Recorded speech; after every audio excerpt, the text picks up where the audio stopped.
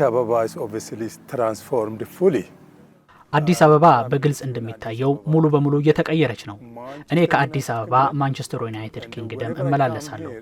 እናም ወደዚህ በመጣው ቁጥር በየ3 ወሩ በከተማዋ ለውጥ ያለው ቦሌ መድኃኔዓለም አቅራቢያ ቢሮ ነበረኝ እና ወደ ውጪ ስወጣ ጥሩ የሚባለው የቦሌ ጎዳና እንኳን በጣም መጥፎ ሽታ ይሸተኝ ነበር። ከወራት በፊት ግንባታ ላይ የነበረ አካባቢ ከወራት በኋላ ስመለስ ግን ሙሉ በሙሉ ተቀይሯል። ይህ እንዴት ሊሆን ይችላል? ለግል ጉዳይ በሄድኩባቸው ቦታዎች ሁሉ የከተማዋን ለውጥ መመልከት ችያለሁ። ግንባታዎች በዲዛይን ምክንያት እንኳን ይቆያሉ። ነገር ግን በአዲስ አበባ ያየሁት ነገር ግንባታቸው በአጭር ጊዜ ሲያልቁ ነው እና ለራሴ እንደ አንድ ኢትዮጵያዊ ይህን ጉዳይ ማጤን አለብኝ ብዬ አሰብኩኝ። ወደዚህ ስራም ገባሁ።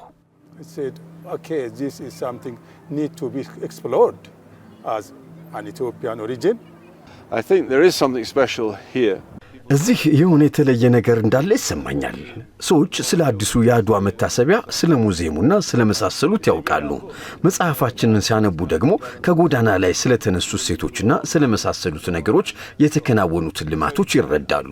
አዲስ አበባ በዚህ መልኩ ሁሉንም አይነት ነገሮች እያስተማራችን ነው ብዬ አስባለሁ።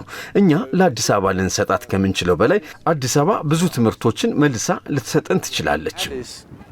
Can give more lessons back to us than we can give to Addis Ababa. You've got to have a vision, but you've got to turn it into reality. And to do that, ራዕይ ሊኖር ይገባል። ነገር ግን ያንን ወደ እውነታ መለወጥ አለብህ። ያንን ለማድረግ ደግሞ የአመራር ቁርጠኝነትና ማዳመጥም ያስፈልጋል። እናም እኔ እንደማስበው ከንቲባና ሌሎች እዚህ ያሉ ኃላፊዎች፣ ባለስልጣናት የሚያደርጉት ነገር ያንን ነው። በዚህም ምክንያት ፖሊሲያቸውን በቀላሉ ማስረዳት ይችላሉ። አንዳንዴ መንግስት የሚወስደው ውሳኔ ምን እንደሆኑ፣ ምን እየተከናወነም እንደሆነ ዜጋው ላይ ይረዳ ይችላል። ያኔ የመንግስት ስራ የሚሆነው ለህዝቡ ማስረዳትና የልማቱ አጋር ማድረግ ነው። የከተማ አስተዳደሩ እየሰራ ያለውም ያየሁትም ይሄንኑ ነው። And you have to explain it does need funding. I mean, One said to me, people compare Addis after 5 years maybe with Dubai. ለሰው አዲስ አበባ ከ5 ዓመት በኋላ ምናልባት ከዱባይ ጋር ልትወዳደር እንደምትችል ነገረኝ። በሱ አባባል እንደውም እኛ ከዱባይ የበለጠ የተፈጥሮ ሀብት አለን።